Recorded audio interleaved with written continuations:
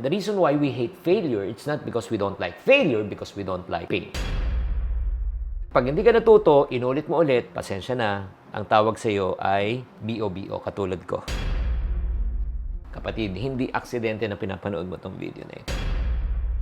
Videos that will make you wealthy and debt-free. Kapatid, patong-patong ba ang financial problems mo? Sobrang hirap na ng buhay at feeling mo talagang parang nawawalan ka na ng pag-asa? Sa araw na ito, we are going to talk about the 3 powerful lessons that I learned from my personal failure.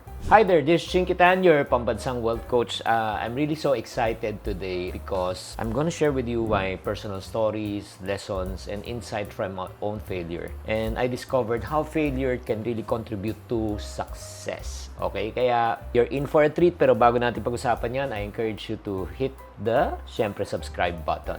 Okay, let's talk about failures. Lahat naman po tayo naka-experience po tayo ng failures. You failed in an exam, failed in business, failed your parents, failed probably your spouse, failed your kids, failed in a relationship. Lahat po tayo naka-experience failure. And once you and I experience failure, we will experience pain.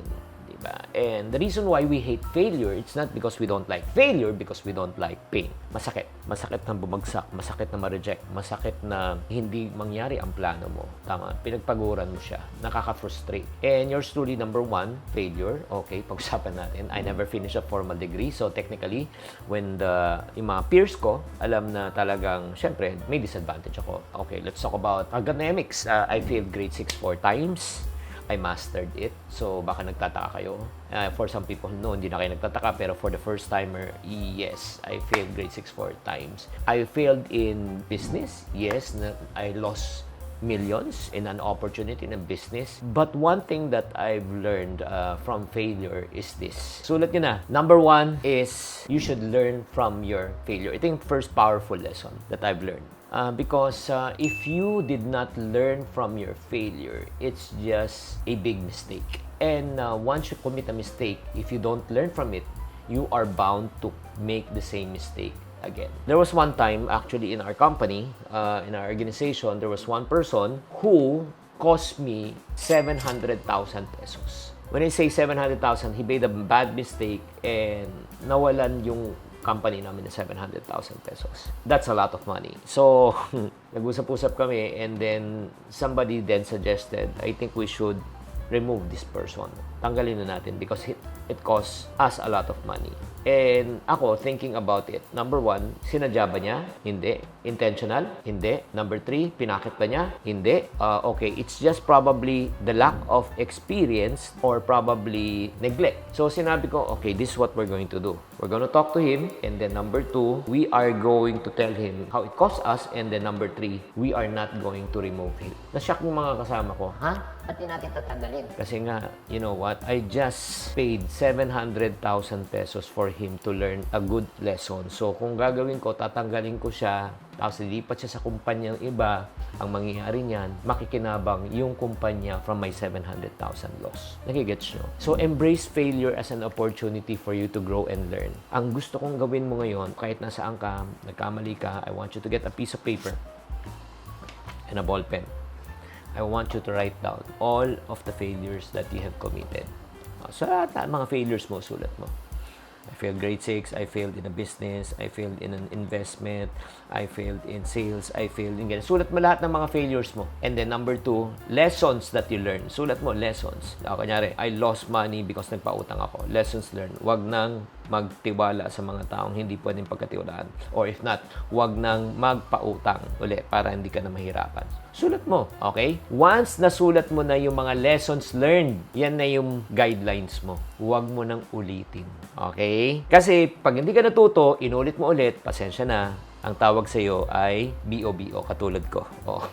Sabi nga ni Joe Marie, hindi ka ba nag-grade 2? So once we commit the same mistake over and over again, we never learn. Second lesson that I learned, powerful lesson, failure helps you to become stronger. And yun nga, when I was failing, talagang tumibay ako eh. Bakit? Natuto ko eh. Di ba? Parang ano yan eh. Di ba? Sa bike, pag nadapa ka, di ba, natututo ka eh. Hindi na ulitin yung mga mali. Pero habang nadadapa ka, lumalabang ka, tumatapang ka. You cultivate what we call as resiliency. Nagkakaroon ka na tinatawag na adaptability, nagkakaroon ka ng discipline, nagkakaroon ka ng determination. Di ba? Ganon din. Noong nag-umpisa ako, sa totoo lang sa sales, ang hirap talaga magbenta. Ang hirap-hirap magbenta. Lalo na nagbebit-bit ako ng mga toilet paper na mabibigat. Nagbebenta ako ng mga fire extinguisher during that time. Ang hirap magbuhat. Pero you know what? Sa mga hirap na pinagdaanan ko, sa mga pagsubok na dinaanan ko, tumibay ang pagkatao ko. Kaya nga yung mga maliliit na rejection, yung mga ganon.